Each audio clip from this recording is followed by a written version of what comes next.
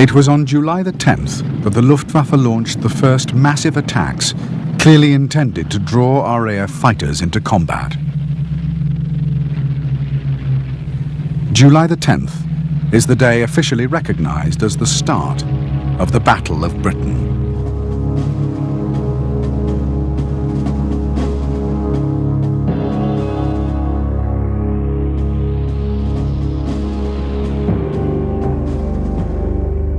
The Luftwaffe's target was a convoy codenamed Bread, heading from the Thames estuary to the Dover Straits.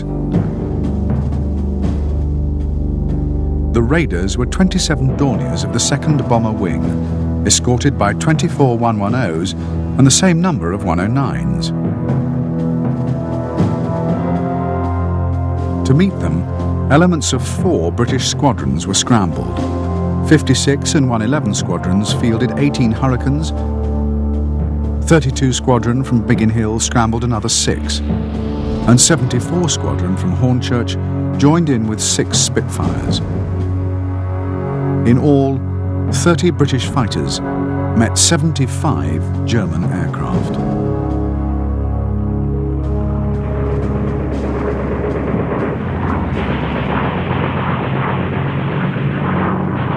In a vicious dogfight, 9 German raiders were destroyed and 4 damaged. The RAF lost 1 fighter shot down, 2 crash-landed and 2 damaged. Only 1 ship was sunk.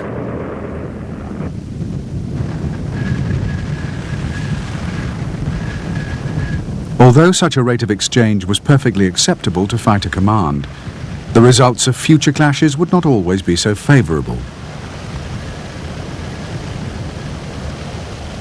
On the 19th, when a major battle was fought in the defence of 9 convoys, 11 British aircraft were lost for only 4 Germans shot down.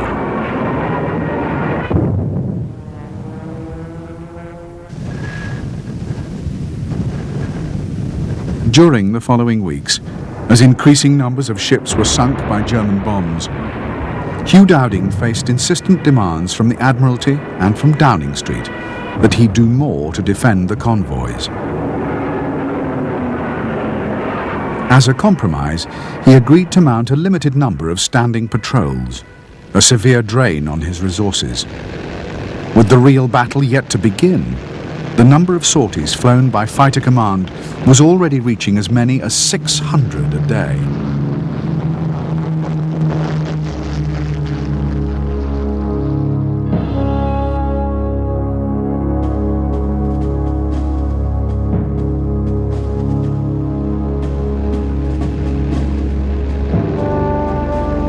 During the Channel fighting, many British pilots gained their first experience of air-to-air combat. Already, some valuable lessons had been learned. Unofficially, many flyers had begun harmonizing their guns so their fire converged at 250 yards instead of the prescribed 650, to get more concentrated hitting power at close range.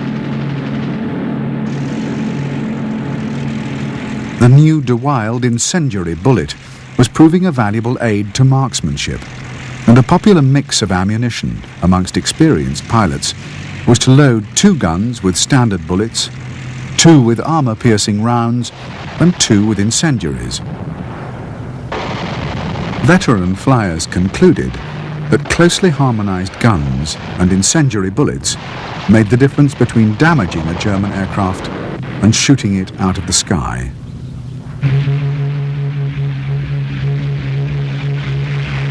The performance of British fighters was also being improved. New constant pitch propeller units were fitted to increasing numbers of Spitfires and Hurricanes.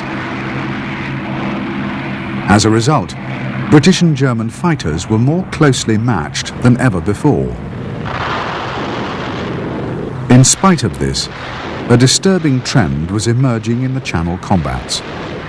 British pilots were all too often coming off badly in fighter-to-fighter encounters.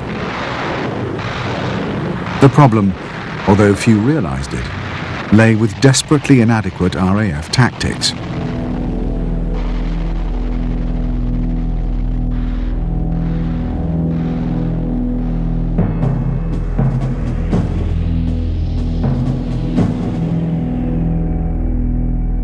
standard RAF unit was a Vic of 3 aircraft, flying in close formation.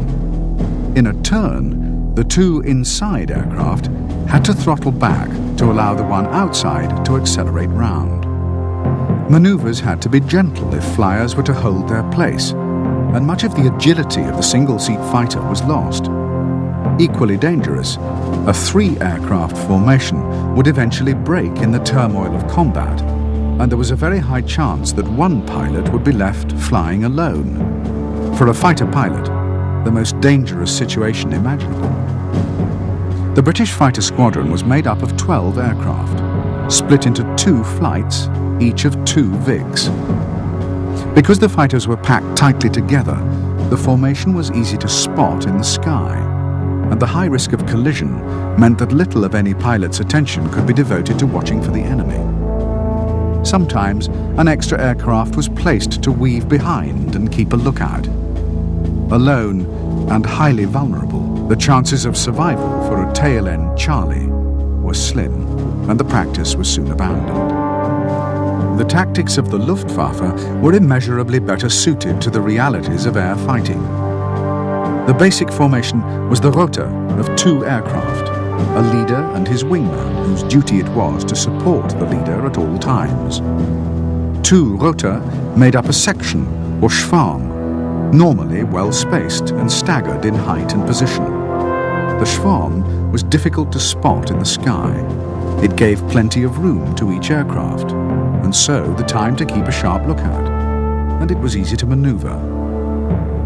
German fighter pilots had reinvented the First World War crossover turn, in which every aircraft flies at the same speed, but positions within the schwarm are reversed. No throttle adjustments were needed, and the turn could be tight and fast. 3 schwarmen, formed up loosely abreast and well spaced, made up a Staffel, or squadron of 12 aircraft.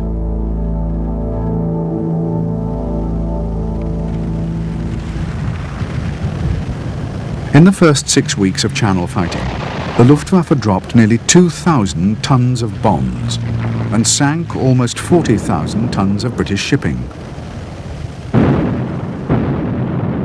The cost to the German Air Force was 316 aircraft. In those same 6 weeks, the RAF lost just over 200 Spitfires and Hurricanes.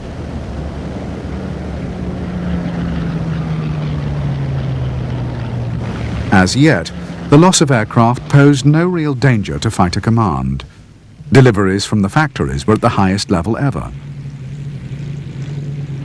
The real danger lay with the toll of veteran pilots. A high proportion of casualties had been squadron or flight leaders, the most experienced flyers in fighter command. With a full-scale German offensive about to be unleashed, less than half of the RAF's remaining fighter pilots had any combat experience whatsoever.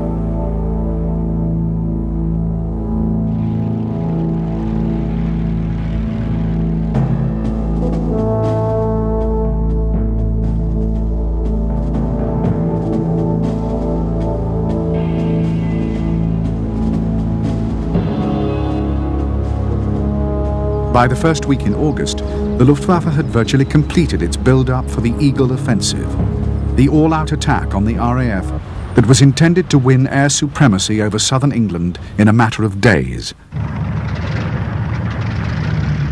The aircraft and the men were in place. Bombs, ammunition and fuel were stockpiled, and the forces were fully organized for the battle ahead. The Luftwaffe in the west was divided into 3 Luftflotten, or air fleets, each a self-contained force of bomber, fighter, reconnaissance and support units.